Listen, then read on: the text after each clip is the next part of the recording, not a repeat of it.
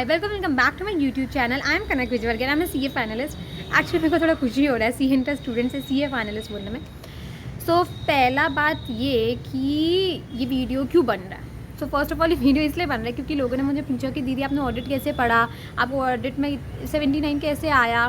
तो इसलिए वीडियो बन रहा है कि आप लोग को बता सकूँ कि मैंने ऑडिट कैसे पढ़ा, कैसे सब चीज़ किया और मुझे कैसे 79 आया। और वो भी मैंने 11 दिन में फर्स्ट टाइम पढ़ा था और फिर 2 बार रिवाइज़ किया था and I got through. So let's get into the video. सबसे पहले देखो मेरा एक स्टोरी है, मैं चाहूँगी आप सुन लो। तो May 24 में I gave 2 papers, audit and FMSM। I got FMSM में 60, ऑडिट में 79। So when I got audit में 79,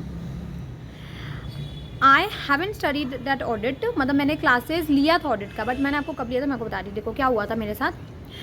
नवंबर 2023 में मैंने फर्स्ट अटेम्प्ट लिखा और उस टाइम पे मैं ये मतलब मैंने सोच लिया था कि मैं दोनों ग्रुप साथ में दूंगी, but due to n number of reasons मैं दो ग्रुप साथ में नहीं दे पाई थी और मैंने सिर्फ ग्रुप 1 दिया जो क्लियर हो गया था उस टाइम पे।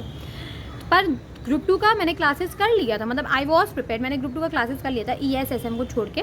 सो मैंने ऑडिट का जो सब्जेक्ट था स्पेसिफिकली वो मैंने अप्रैल 2023 में ही कर लिया था और अभी अप्रैल 2024 में मेरे को पढ़ना था। एक साल में मुझे कुछ याद नहीं था। वो भी मैंने कैसे पढ़ा था उस टाइम पे ऑडिट, ऐसे भगा के एक्चुअल में। मतलब मैंने ऐसे कुछ बैठ के देखा नहीं था, रटा नहीं था, कुछ भी नहीं, ऐसे भगा के।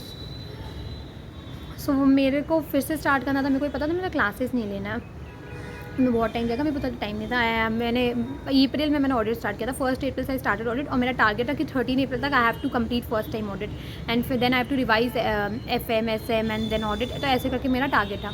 सो फिर मैंने क्या किया, सबसे पहले मैंने क्वेश्चन बैंक जो था वो अपने फ्रेंड से मांगा, शुभम केशवानी सर का। मेरे पास था पर वो ओल्ड कोर्स का था, मैंने न्यू कोर्स का मांगा और उसको ज़ेरॉक्स करा लिया। उसके बाद मैंने उनका बुक ऑर्डर कर लिया उनके वेबसाइट से एंड वो आ गया। फिर मेरे को पता था कि इस चीज़ से मेरे को पढ़ना है एंड मैंने कभी ऐसी ICI स्टडी मटेरियल को फिर नहीं देखा। मतलब मैंने सिर्फ उनके बुक से पढ़ा, सिर्फ उनके बुक से। और क्या हुआ था कि ये बच्चे लोग पूछते हैं कि उनके बुक से पढ़ने से सब आ जाता कि नहीं, 3 मार्क्स का नहीं था उनके बुक से। और बाकी जैसे जो अकाउंट्स वाले क्वेश्चन थे वो तो ऐसे ही थे ना। पर उसके अलावा जो थे एक इंटरनल ऑडिट करके कोई क्वेश्चन था, वो 3 मार्क्स था, वो फर्स्ट 1C था क्वेश्चन पेपर में, तो वो भी उनके बुक में नहीं था। तो I had to leave that क्योंकि वो मुझे आता नहीं था, क्योंकि मैंने उन्हीं के बुक से बस पढ़ा था। तो उसके आगे मैंने कैसे किया मैं आपको बता रही हूँ। ये मेरे पास एक हो गया था, बुक मेरे को मिल गया था, ये मेरे पास बुक है।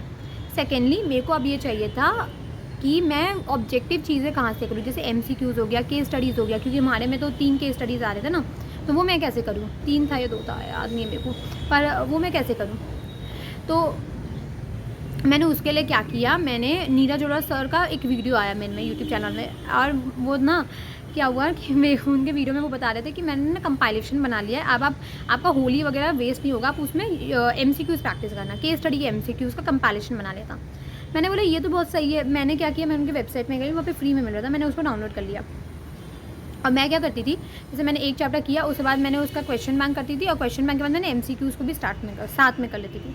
तो ये जो MCQs है ये केस स्टडी वाला था और मेरे को नॉर्मल MCQs भी करना था ना, तो वो मैंने ICI का MCQ बुकलेट डाउनलोड कर लिया एंड उससे मैंने कर लिया। और मैं क्या करती थी ना, मैंने ऐसे नहीं किया कि हर चैप्टर के बाद उसको किया, तो मिक्स रहता था, 100 MCQ ऐसे रहता था, मिक्स रहता था। मैंने सब पढ़ लिया ऑडिट को, 1-2 बार रिवाइज़ कर लिया, उसके बाद मैंने उसको सॉल्व किया और ना अपनी मम्मी को दे दिया मैंने चेक करने के लिए। चेक कर लो, बता दो कितना सही है और जो गलत है उसमें मार्क कर देना। मैंने उसे अगली बार वही पढ़ना है। तो इस तरह से मैंने किया। अब देखो मैंने कोई क्लासेस वगैरह जो मैंने लिया तो वो मुझे याद बहुत ध्यान है, तो मैंने कैसे किया मैं आपको बता रही हूँ। सबसे पहले शुभम केशवानी सर जो है, मैंने उन्हीं को बस फॉलो किया था। उनका यूट्यूब में रिविजन वीडियोज़ है, तो सारा सब चीज़ का उन्होंने उस टाइम पर रिविजन वीडियोज़ डाला था। तो मैं क्या करती थी, मान लो मेरे को आज ऐसे 500 पढ़ना है, तो मैं उनका रिविजन वीडियो जो है खोलती थी, समझ लेती थी क्या है 500 का ऐसे में। फिर उसके बाद मैं बुक से पढ़ना स्टार्ट करती थी। मैं बुक से पढ़ लेती थी, मतलब मैं पढ़ना मतलब आई यूज़ टू स्टार्ट लर्निंग। मैं चीज़ों को रट लेती थी, फिर उसके बाद मैं क्वेश्चन बैंक सॉल्व करती थी और फिर मैं उसी के बाद MCQ भी सॉल्व करती थी। तो ये एक फ़्लो में चल जाता था। MCQ मतलब केस स्टडी वाला, जो नॉर्मल MCQ था वो मैंने एकदम लास्ट में किया था, 2 बार रिविजन करने के बाद, 2-3 बार रिविजन करने के बाद। तो ये मेरा फ्लो था, इस हिसाब से मैं पढ़ती थी और मैंने सिर्फ रिवीजन वीडियो से किया है और मैंने ऐसे करके सब लर्न किया है। अब ये चीज़ लोग पूछते हैं कि अपने वर्ड्स में लिख सकते हैं, तो that the answer is no, you can't write in your own words, you have to learn what ICI has written in their books. जो ऐसे लिखा है, ऐसे में है, वही आपको लिखना है। अब डिस्क्लेमर, मैंने चैप्टर नंबर 5 नहीं किया था, उसके अंदर मैंने किया था एक चीज़, 5 डिस्क्लोजर्स मैंने गिन के किया था, सिर्फ 5 डिस्क्लोजर्स, उसमें से एक भी नहीं आया था। मैंने 5 डिस्क्लोजर्स किया था गिन के, और मैंने उसमें एक और चीज़ किया था ESOP, सो वो भी नहीं आया था, so I was not lucky for that. उसके बाद मैंने चैप्टर नंबर 9 में गवर्नमेंट ऑडिट किया, कोऑपरेटिव किया और बहुत सारी चीज़ किया, बट मैंने हायर परचेज़ नहीं किया, लीज़ नहीं किया, और लीज़ आ गया था। मैंने हायर परचेज़ नहीं किया था, लीज़ नहीं किया था, और 1-2 नहीं किया था। फिर उसके बाद चैप्टर नंबर 9 में तो मैंने सेलेक्टिव किया था, चैप्टर नंबर 5 मैंने कुछ ज़्यादा ही सिलेक्टिव कर दिया था। और चैप्टर नंबर 5 मैंने पता है आपको कब पढ़ा था, मेरा 10 मई को मैंने चैप्टर नंबर 5 का 5 डिस्क्लोजर से याद किया था। सो वो मैंने ढंग से पढ़ा ही नहीं था, मतलब वो स्किप्ड ही था मेरा। और फिर उसके बाद सैम्पलिंग भी मैंने तरीके से नहीं पढ़ा था, और एनालिटिकल प्रोसीजर्स भी मैंने तरीके से नहीं पढ़ा। तो ये 4 चैप्टर्स मेरे को आता भी नहीं था ढंग से, पर इसके बावजूद, और ये सब मैंने अटैम्प्ट पता नहीं किया, पर इसके बावजूद भी मेरे को 79 आया था पेपर में। तो आप तो आराम से कर लोगे, आप तो ये सब पढ़ोगे भी ना, चैप्टर नंबर 5 नहीं भी पढ़ोगे तो बाकी तो पढ़ोगे।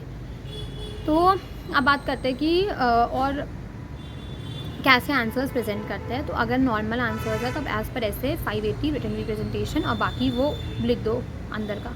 पर मान लो अगर केस स्टडी है तो उसमें भी आप ये लिखोगे एज पर ऐसे 580, पर उसमें आप पहले वो लिखोगे ऐसे का जो पार्ट रेफर्ड है, मतलब ऐसे का जो पार्ट केस स्टडी में रेफर्ड है वो वाला पार्ट आप लिखोगे, वो वाला रियल जो प्रोविजन है वो लिखोगे आप। उसके बाद आप फैक्ट्स लिखोगे, उसके बाद आप एनालिसिस करोगे, और उसके बाद आप लास्ट में कंक्लूजन दोगे कि yes the auditor is correct, no the auditor is not correct. That is a one liner, same as law, nothing changed. Direct answer का भी मैंने आपको बता दिया। अब ये दोनों हमारा हो गया। अब आता है सवाल कि ऑडिट के पेपर के अंदर मैंने रिटन, मतलब ऑडिट के पेपर से पहले मैंने रिटन प्रैक्टिस किया था या नहीं। सो मैंने रिटन प्रैक्टिस नहीं किया था, बट मैंने एक टेस्ट सीरीज़ लिखा था, CA टेस्ट सीरीज़ का, उसके अंदर मेरे को 61 करके उन्होंने कुछ दिया था, 61 या 62 ऐसे करके कुछ दिया था। उसके बाद नेक्स्ट क्वेश्चन जो लोग मेरे से पूछते हैं रटने वाला, तो ये आपको रटना है, आपको उसको अंदर का चीज़ को याद करना है, और कीवर्ड्स आपको एकदम आपके ऐसे टिप्स पे होना चाहिए, और बाकी भी आपको वो पता होना चाहिए कि वो टेक्निकल लैंग्वेज कैसे लिखते हैं। आप नॉर्मल बेसिक इंग्लिश नहीं लिख के आ सकते हो, आप क्योंकि नॉर्मल बेसिक इंग्लिश लिख के ले आते हो, इसलिए आपको मार्क्स उन लोग कम देते हैं। तो आप टेक्निकल इंग्लिश लिखोगे, आप टेक्निकल वर्ड्स को इनकॉर्पोरेट करोगे, तो आपको मार्क्स भी अच्छे खासे मिलेंगे। ये आप क्लियर हो गया। तो और ऑडिट का सोल्यूशन क्या, कि मतलब सबको ये रहता है कि मैं पढ़ता हूँ, भूल जाता हूँ, जितना बार आप रिवाइज़ करोगे। जैसे मेरे केस में क्या था, मैं क्या करती थी, जैसे मान लो आज डे 1 है मेरा, आज मैंने इजी चैप्टर्स के 580 किया, 500 किया, 501 किया, 510 किया, 4 ऐसे किए मैंने। अब उसके बाद दूसरा दिन मान लो मेरे को 700 का सीरीज़ करना है, तो मैं सीधा 700 का सीरीज़ करने नहीं बैठ जाती थी। मैं दूसरा दिन सबसे पहले 500 का पूरा रिवाइज़ करती थी, जो भी मैंने 4 ऐसे किया, और उसके बाद फिर मैं 700 का पढ़ती थी। फिर तीसरा दिन मैं पहले 700 रिवाइज़ करती थी, और फिर उसके बाद मैं कुछ नया पढ़ती थी। ऐसे करके वो 13 दिन में जब मैं फ़र्स्ट टाइम पढ़ रही थी, उसी टाइम मैंने एक बार रिविज़न भी कर लिया। उसके बाद मैंने और 2-3 बार रिवाइज़ कर लिया, तो मेरे दिमाग में घुस गया था। और आपको ऐसा लगेगा कि आप जब ऑडिट को 3 जैसे बीच में आप FM SM या कोई भी सब्जेक्ट पढ़ोगे, उसके बाद आप वापस ऑडिट करोगे, तो आपको लगेगा कि आप चीज़ें भूल गए हो। दैट्स वेरी नॉर्मल, सबको लगता है।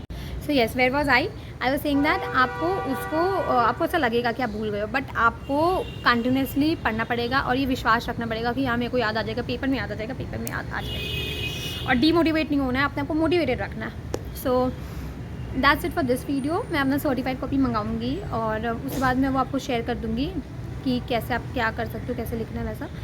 एंड पढ़ते रहो, अच्छे से सब चीज़ करो, and that's it for this video. अगर आपको और कोई भी डाउट है ऑडिट को लेके, आप उसको लिख सकते हो, and I will be more than happy to reply, and thank you.